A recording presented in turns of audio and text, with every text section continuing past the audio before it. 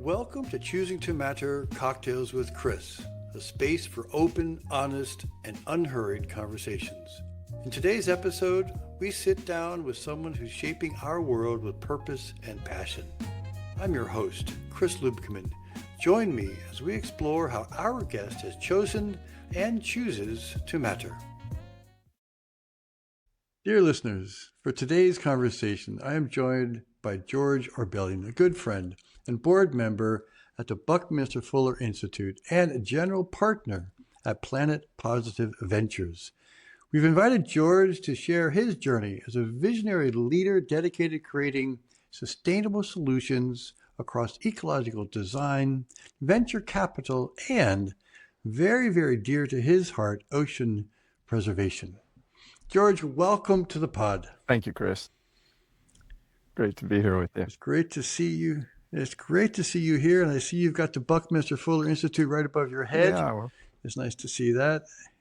That's really cool.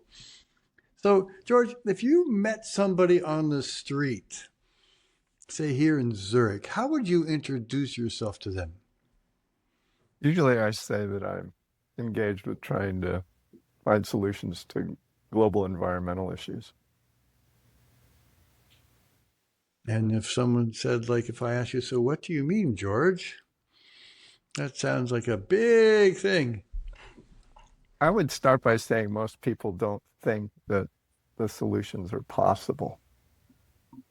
They think that we're doing the best we can. And if you dig deep into it, you find out that we're not. That what's been implemented is a far cry from our potential.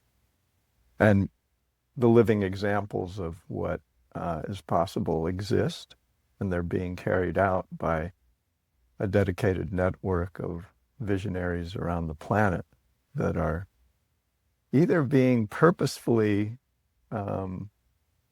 kept from exercising their brilliance, or they're just stepping up to speed now that other situations are showing that there's no other choice but what they're doing. Mm-hmm. I really look forward to hearing some more about those in a minute. But the subtitle of this podcast is Cocktails with Chris. And you have a cocktail with you right there, which you have suggested. And what is it? Spring water. It's beautiful. Spring water, which I believe you collect from Mount Tam. Yeah. So when I started living out at Point Bonita, Brooke, who was my housemate, a global sailor, she had a habit of going and getting spring water wherever she lives. And so she told me about this spring on Mount Tam. And I drove over there with her, and there's water gushing out of the side of the mountain. And a little turnout, and people pull up with their bottles and get water. And I'm going, well, is this safe? Is it okay to drink this? Do you have to boil it? Do you have to filter it in some way? Just drink it straight out of the mountain, and it's great. I've been drinking it since October of 2020, and feel great. And you're still alive. Still alive. No. It's the only thing I drink. And really, when you water plants with it, the plants just go crazy. They're just really vital, and they're sprouting all over. So I was on a call, and it was with mothers of the Amazon, and they put in wells in the Amazon basin. And I asked, why do you need well? You got river there, you've got rain. And the woman Bonsoli said, because the elders feel that if you drink rainwater or river water that's not actually from a spring, that you'll die. And I dug deeper into that comment, and the minerals rich in spring water replenish our systems, whereas the waters that aren't from the springs actually are like a solvent. They slowly wash the minerals out of our body. That's why it's really not good for you to drink distilled water. So I just took the indigenous people's word for it and have been drinking it, and it feels great. So That's really good. So I like that. And he said, so indigenous people's wisdoms, this ancient wisdom. I know you as an individual who I consider to be very wise, and one of your roles is as a member of the Buckminster Fuller Institute board. What? Tell me about that. Why did you choose to be part of this group? well, it was interesting. I was up at a retreat up in Elk on the North Coast, Northern California, Peter Eisenberger's place. And Peter created the global thermostat with his partner at the time, Graciela Ciciolinski, who wrote the book on the Kyoto Protocols. And the global thermostat was, in essence, a giant catalytic converter that would suck um, carbon out of the atmosphere. And I was up there with a bunch of people, Buckminster Fuller devotees in attendance, and I was walking next to a guy that I learned his name is David McConville, and I was talking a little bit about Buckminster Fuller, and when he started talking, I realized I needed to be quiet and learn, which I did, and we got to be friends, and then a few days after the conference, he called me up and asked me if I wanted to be on the board. He was the executive director. And I said yes, and I got to meet Bucky's daughter, Allegra, his niece, Lucinda, and a really wonderful board of people that were really involved with Buckminster Fuller's work. And that was in August of 2016. And I had just finished building out a studio at my building in downtown San Francisco.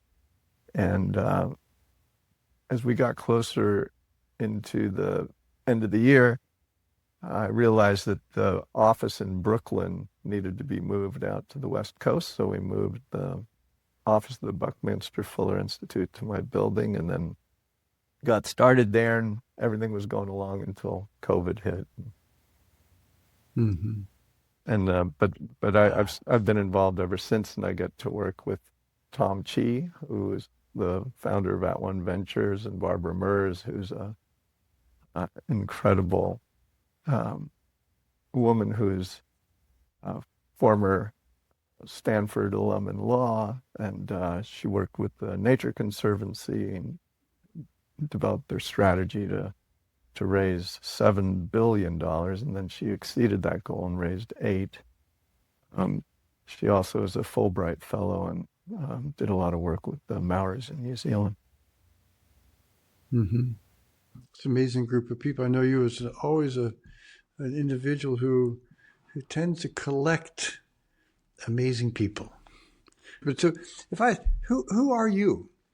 I mean, this is to me, you're a collector of amazing individuals and cool ideas. So, who do you think you are?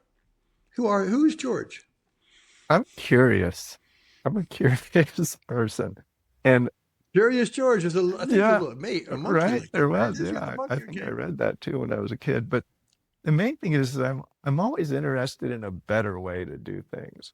Like how does this Hmm. work, Hmm. and how do you solve the Hmm. problem but create as many cascading benefits as you can? Like how can you make it good for everything that's engaged situation? And then also, I grew up on a very steep, hilly area in Golden Gate Heights of San Francisco. And when I learned to ride bicycles, I was thrilled by speed. And I had to figure out a way to enjoy my speed without getting hurt.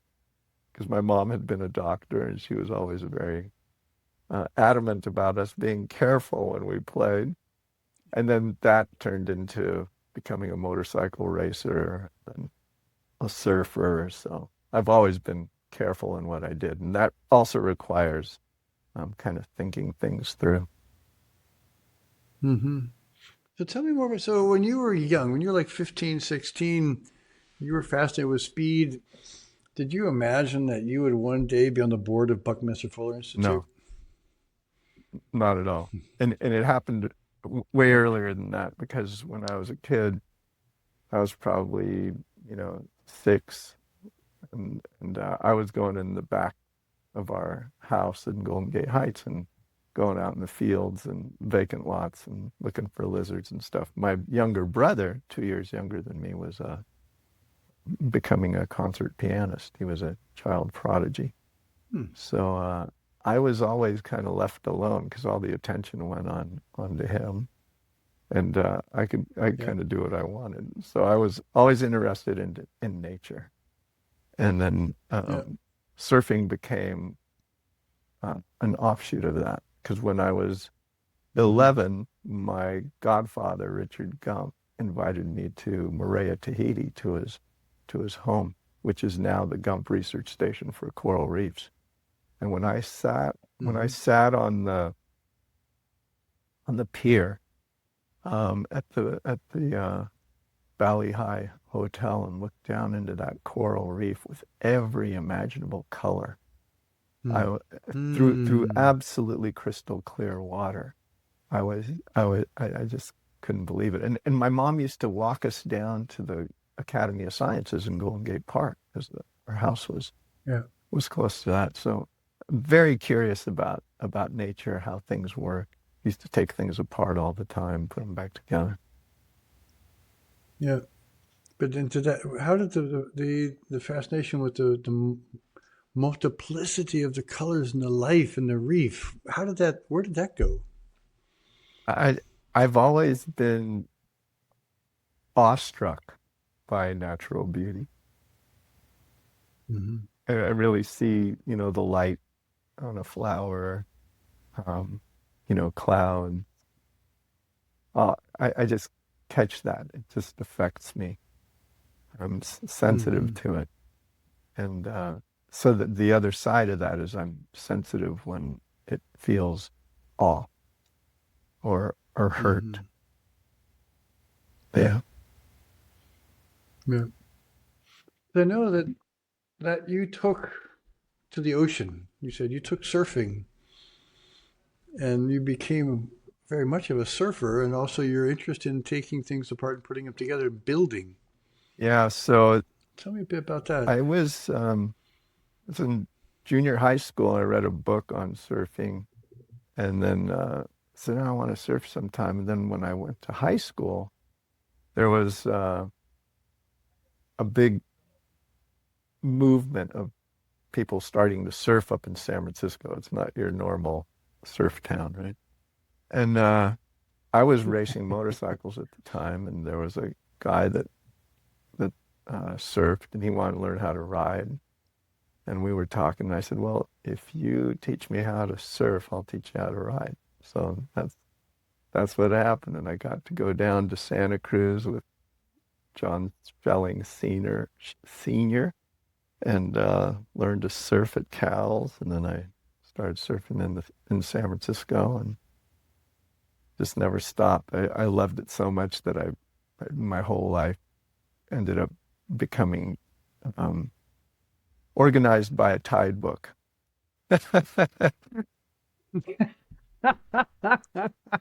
That's it, Chris. I, I I, love I that. got a tide book, and I'd set my, when the outgoing tide was, and that's the better surfing tide. And I said, all right, well, that's when I'm in the water. And then the rest of the time I can do other things like work. And That's yeah, my great. dad had a few buildings. When he came to this country after World War II, he ended up uh, investing in real estate. So he had 3 buildings, 37 units total, a 10 unit, a 3 unit, and a 24 unit. And I helped out with that because I was the mechanical one. And then Hmm. he got a chance to buy a bigger building. And he asked me to look at it. And then he said, if he said, I'm only going to buy it if you help me. And I go, Dad, I go, this is going to turn into a job. I work on this, you got to pay me, and we got to turn this into a professional thing. So we did that, and then we bought more buildings, and I was in real Yeah. estate management. And that's when I decided that, the way to manage real estate was to treat each unit that's your home, and to take care of the tenants in the building like you would like to be taken care of. And that's what I did. Mm-hmm. That's a beautiful philosophy, because in a way, I think this is how I see you when you look at our planet. You say, this is our home. Yeah. And we all have to treat it as our home. Right. And you extended that. Yeah, and you helped me extend that, Chris, because when you invited me to come and be a part of the Drivers of Change, the Oceans deck of cards that we put together, yeah, that was, you inspired me. Your tireless work, traveling all over the world, creating the Foresight division with Arup, and all the great work you've done and continue to do. I mean, that's what it takes. I actually don't understand what the quote unquote leaders are doing.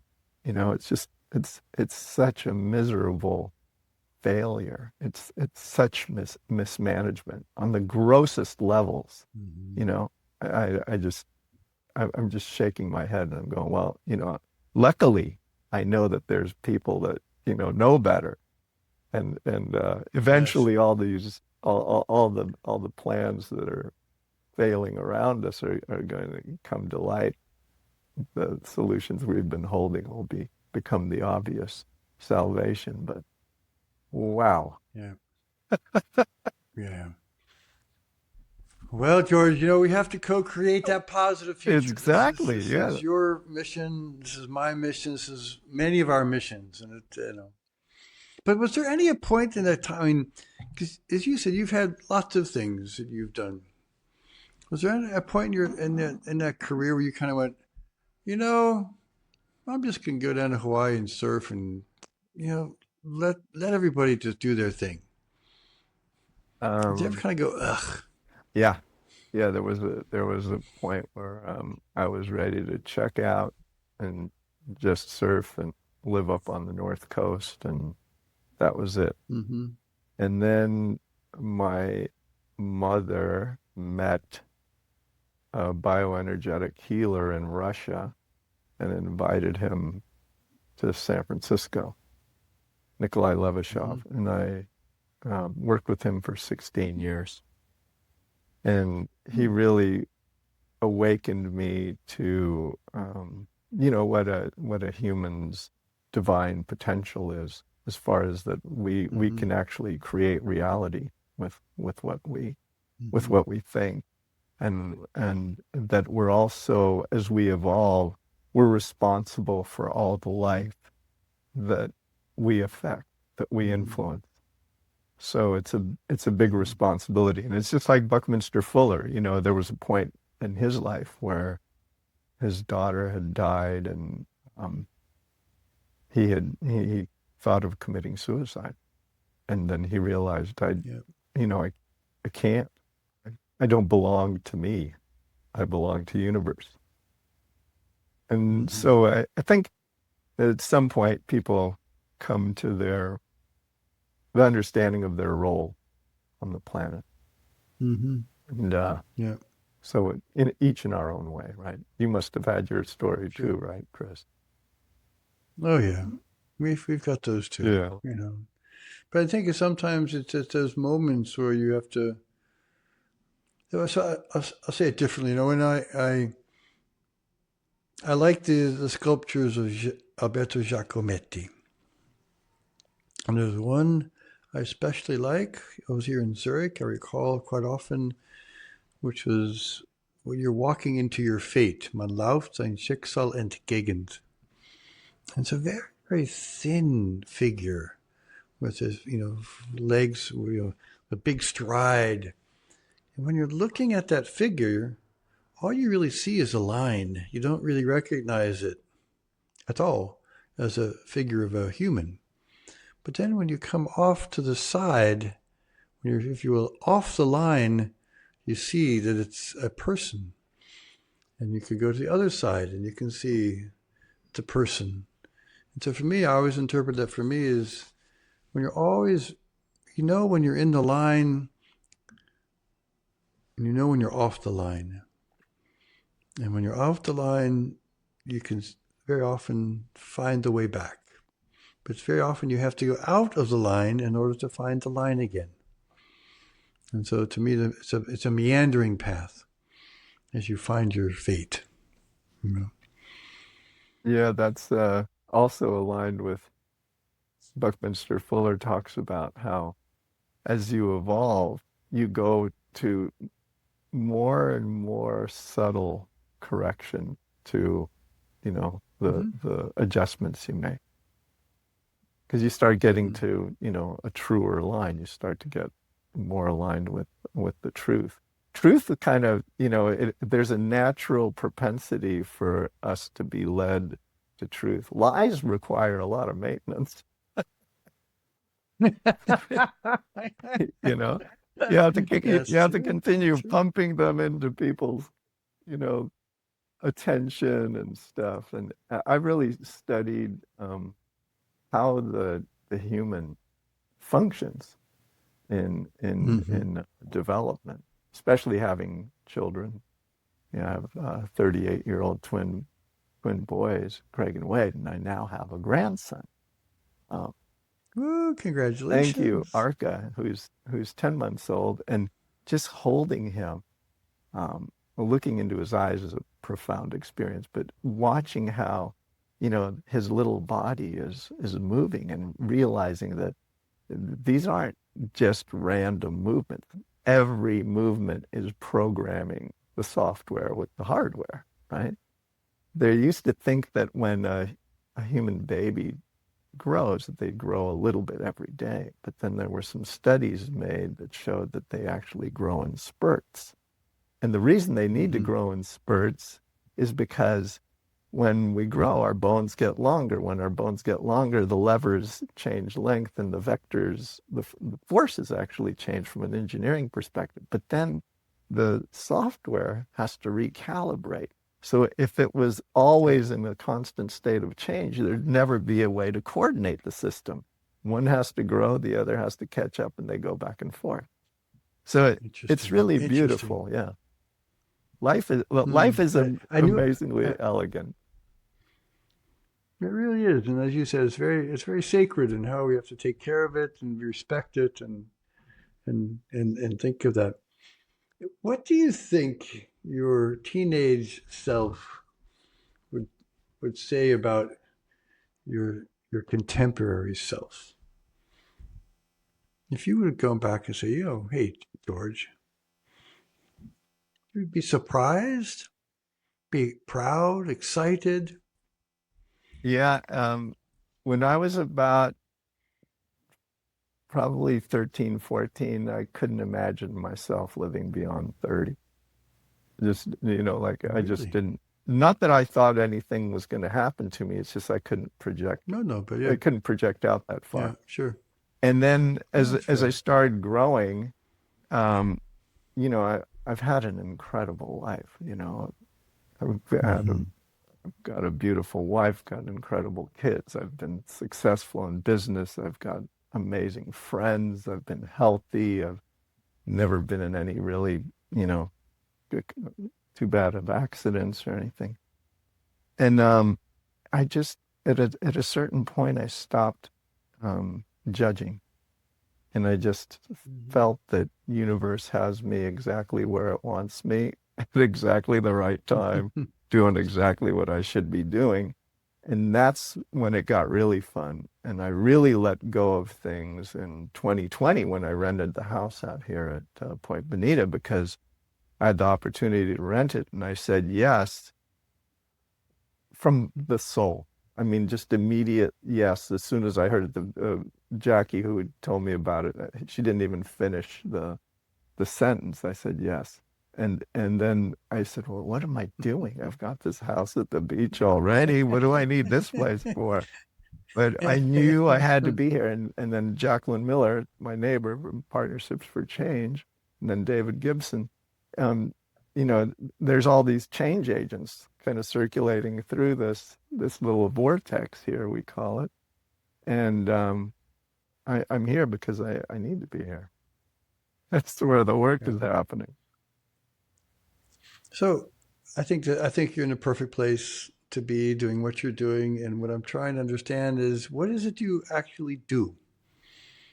What I How do you explain that to our listeners here? What is it you actually do? I meet with the most amazing change agents on the planet. So people that are involved with soil health, hydrological cycles, mushrooms, mycelium networks, UFOs, non-human intelligence, crystals, oceanography, pollution, recycling.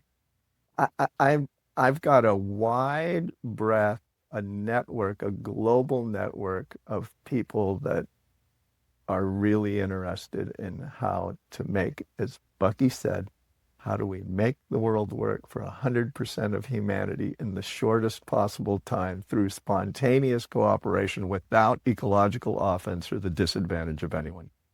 That's that's my posse. That's the people I'm luckily getting to interact with. That's pretty amazing. And I liked your. Can you repeat that again? That Buckminster's that statement. Because I really like that. I think that's and I Yeah. see that's totally you. Make the world work Yeah. for 100% of Yeah. humanity in the shortest Hmm. possible time through spontaneous cooperation without ecological offense or the disadvantage of anyone. Yeah. It's a really. It's a not a simple statement, and it's a beautiful one. It's I think it's that's really. deep, you know. It really is. He Hmm. he he thought it through. Most of the time when Hmm. people hear that, they go, "Wow, that's thorough." And another Yeah. element of his work was, first of all, he said every child's born a genius, and we de-genius them. Then he said, we need to make the invisible visible.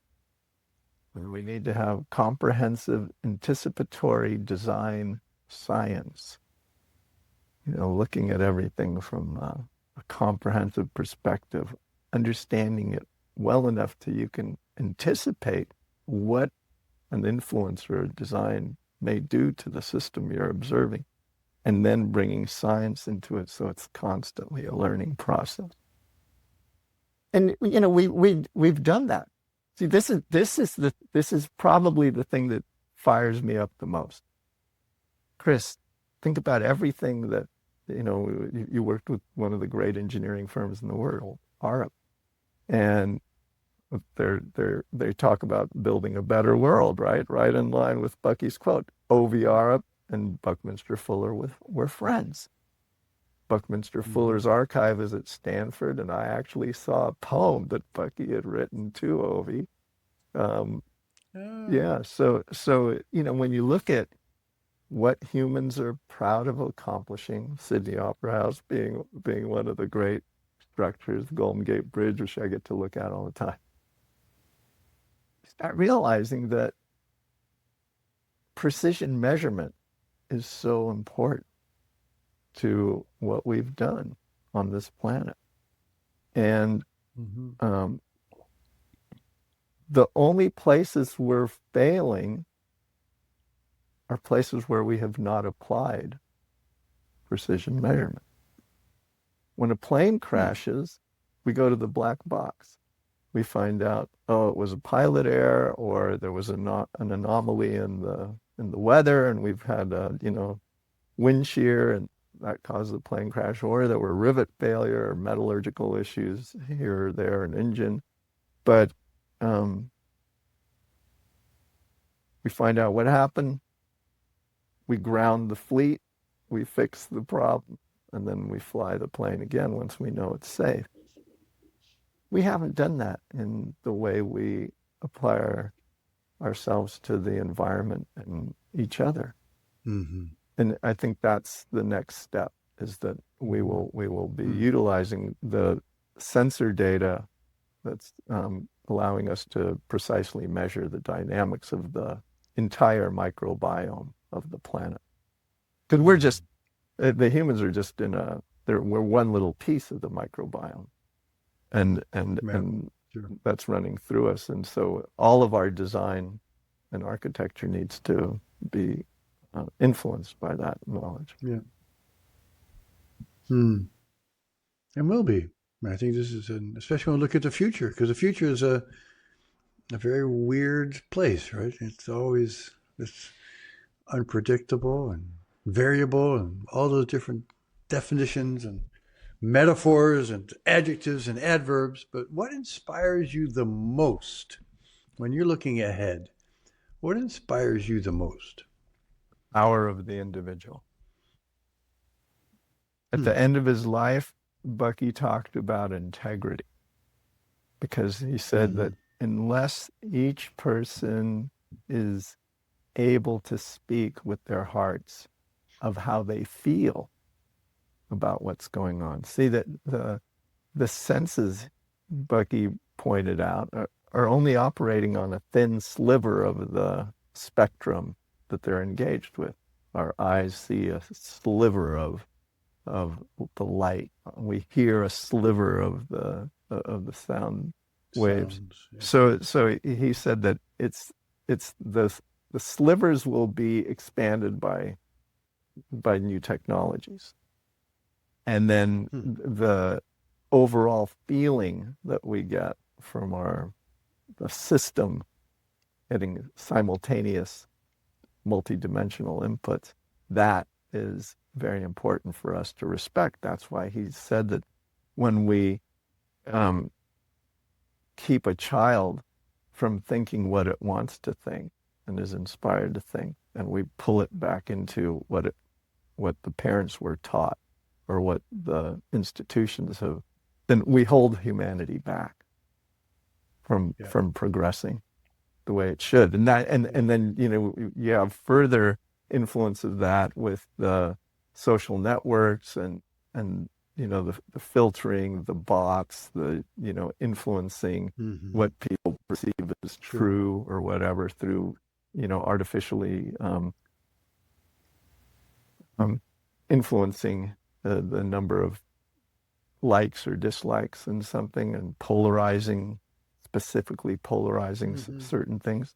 That's when you've got a few people now engineering the co-creative capacities of consciousness itself, and they've crossed the line. Yeah. So we'll see what happens with that line crossing here. Well, I think we have a chance with AI to do it right, to do it on behalf of nature. We do. Yeah. And we will. We do. We will. You mentioned some of Bucky's quotes and writings, and he was a very prolific writer in many, many books. Is there one which you suggest to our readers where should they start? I would start with a spaceship. I would start with a 1966 New Yorker article by Calvin Tompkins. Okay. Called Intellectual Outlaw. It's a great article. Oh. Because okay. Calvin Tompkins, who I believe is still alive and with us, but he caught up with Bucky on the family island, Bear Island in Maine, and hung with him for like 4 days. And so he caught him right when Bucky was in his incredible prime. Yeah. So that's one. His last book, The Grunch of Giants, is excellent. It's short. Education Automation is another good one. It was actually a transcription of a speech he gave at Southern Illinois University. But probably the most profound work that he did to me is that he created a 6-volume set on shifting the planet to a regenerative future between 1965 and 1975. Oh, really? I don't know that. Yeah. So that's on our website. It's on the BFI website. Okay. And so I'm just going when I found that in the archive, I'm going, why isn't like every government using this as a blueprint for what to do? I really don't understand what, these quote unquote leaders are doing. You know, Yeah. it's really amazing to me that they can spend so much time. Um, Nature doesn't have any conferences. It doesn't do the big talks about, so it just does stuff. And then if it doesn't work, it does something else. But it doesn't wallow in this thing while, the system crumbles around Yeah. Well, but some natural systems do also crumble. They get it. diseased Yeah, naturally. yeah. They get attacks by bugs. And maybe we're just having a big planetary attack by a disease. Well, yeah, It's just, well, I yeah. once read this fellow, and he was saying how he spent 30 over 30 years trying to distill the knowledge of the world into the shortest statement he could. He ultimately came up with, "We become what we think," Hmm. which I thought which I thought the answer was 42. so uh, when we look at where humanity is going, I think part of it too is um, that we've built everything around the human perspective, but we shouldn't. We should build Mhm. it from nature's perspective, like the Yeah. old growth, the ancient Yeah. trees, right? You go be with the ancient trees, and they were around for thousands of years. Those systems are proven resilient. And what have we done? We've cut them down. Yeah. Luckily, there's the Well, guy David Millark who has the Archangel Ancient Tree Archive, and he has figured out how to cut shoots from the ancient trees and is propagating them. And he's actually going to be planting uh, ancient redwoods in inner city of Detroit on Earth Day. really, Yes. Yeah. that's interesting. Yeah, I'll send you some information on that. That's really interesting. I think because I was looking back at the evolution a little bit of some of the environmental movements and sustainability movements of the past, I don't know, 60 years, going back to Rachel Carson and Tory Springs spill, and it's quite interesting to see the founding of Earth Day and what has happened every year since then. And if we look forward, and we think, what are some of the most important things which you think that we as individuals need to be doing? I'm kind of looking back, what people have done, where we are today, looking forward. What would you say we need to be doing as individuals? Two things. Um, One of the examples I use is that in ancient Asia, the emperor would pay his caregivers when he was well. If he got sick, he stopped paying. So I think we need to align objectives with incentives. We should not be paying for things Interesting. we're afraid of or things we don't want to happen, which we've gotten in the habit of Hmm. doing. That's Hmm. that's one thing. Hmm. The other thing is take responsibility for calling out for leaders. If you were on a bus and everybody you loved was on the bus with you, and the driver was getting dangerously close to the edge on a steep, curvy road, at what point would you get up and say, "Hey, you're not driving this bus anymore. You know, you're unsafe." Hmm.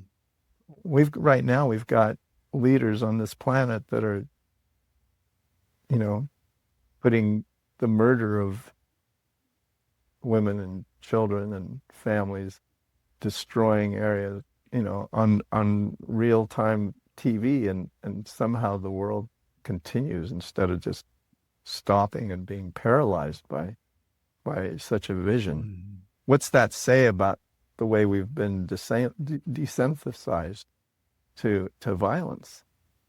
Sure. Yeah.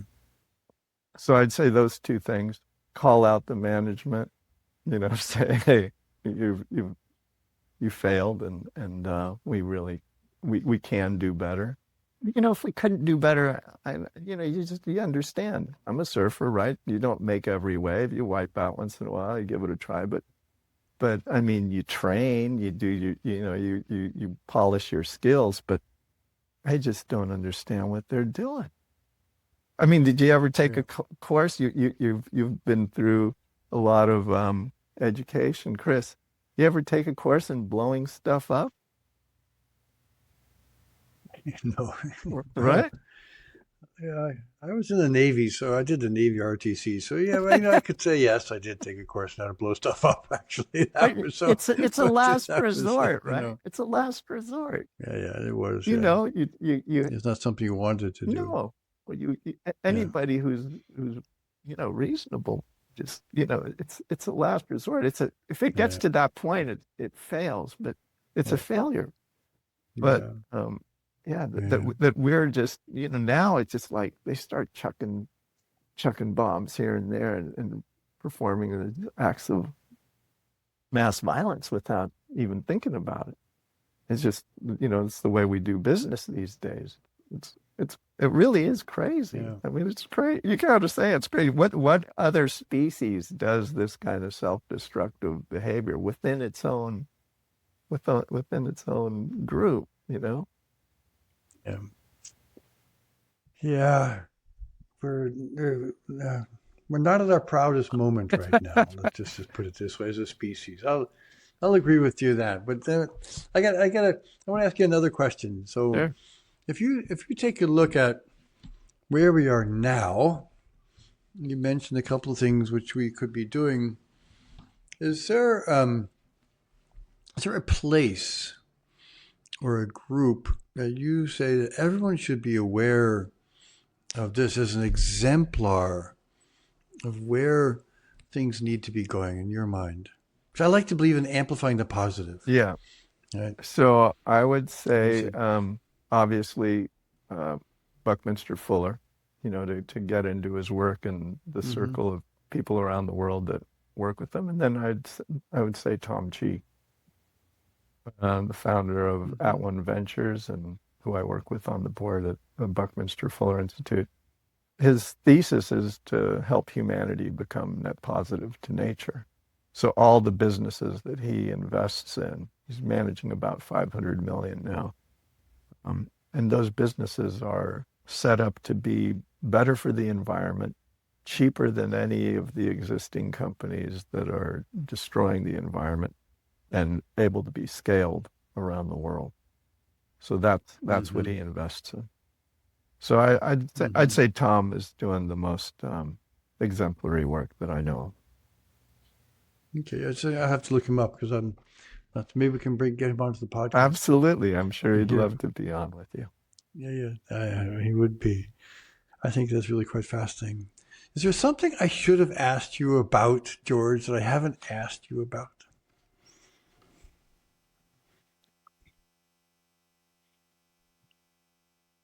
I think the one thing we didn't touch on is the relationship that humans should have with nature and with women. Mm-hmm, I think nature and mm-hmm, women are one, right? They both carry life. And it's really mm-hmm, important that we respect that. And I having children and thinking about what it must be like for a parent to send a child to war just makes me cringe inside. mm-hmm, That anyone would have a mindset where they felt that that was necessary. While at the same time, I really appreciate the potential of the human and the need for the freedom of thought.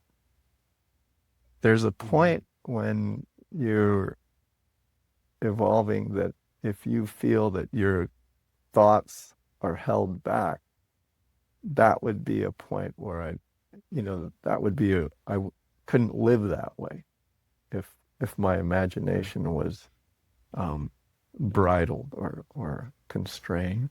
Mm-hmm. Yeah. So I think those things, and then crystals. We didn't talk about crystals, and I'm very excited about crystals because I got a chance to experience a beautiful collection that been put together over 50 years by a guy named Richard Berger called the Masterpieces of the Earth collection. And it was a profound experience for me to be in the presence of these crystals because they're the art form before humans were on this planet. The crystals were these beautiful forms that the consciousness and what Bucky called pattern integrity manifest on the planet. So yeah, that's cool. We'll come back to another podcast on those because I think those are a couple fascinating comments. So let me ask if there's a question which you would like to have our listeners ponder or think about. What would that one question be? What really juices you up? What puts you into flow? What makes you happy? What makes you thrilled to be alive? And how do you bring that to every moment of your existence? I like that. How can you be in flow to the maximum? I guess as a surfer, what would be the correct terminology? Be in the pipe or be in the what do you call that? Well, being in the tube, but that really is a rare occurrence.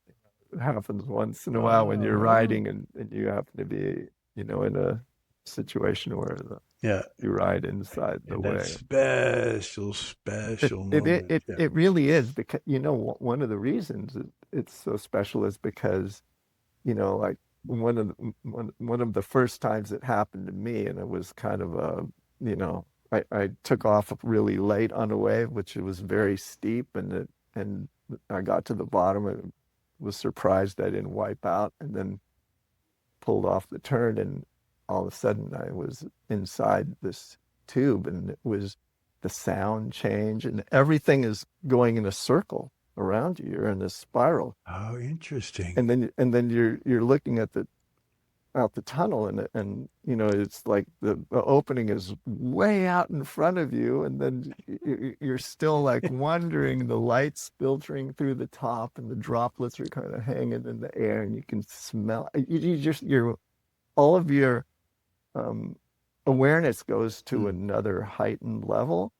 and then all of a sudden the opening starts getting bigger and bigger, and you come out. And wow, that's so cool. It's like a birth. It is. Well, that's like a birth, the whole idea of our Mother Ocean. Rick Griffin, the surf artist, would talk about that. But that's. I mean, you can see, right? You just reliving that experience. My energy just shot up, right? Oh, I totally. You took me with you. It's just like, oh, yeah. Well, that's what we're here for. That is what we're here for. That's what we're here for. Experiencing those moments, however they unfold for you. That's what we're here for. Yeah. Sharing that love, that light, and that flow with ourselves and with each other and with others and with nature. Because to me, biodiversity and consciousness is one system. Yeah. We're diminished when we've got ecocide going on, That ecocide is you might as well be opening up our skulls and taking some scissors and just flinging gray matter out, Yeah, no. Come on, we're not going to go there. Come on, George, let's stop that. No. I want to stay with the vibe of the pipe. Okay. Yeah, I'm going to stay with that vibe and that beautiful, beautiful image you said, the divinity of life, and the divinity of each one of us to cherish that life and to take care of it. to hold it. And I thank you. Well, thank you, George, very, very much for being with us today, for sharing your story, and for your choices as you have crafted a life that matters. So thank you very much, buddy. Thank you, Chris. Appreciate Thanks for being part of my inspiration and being a dear friend. Thank you. Thank you so much for listening today. It's really been a pleasure to share this story with you. And I look forward to seeing you again soon and meeting our next guest. And as always, do something today that makes a difference in somebody's life. Choose to matter.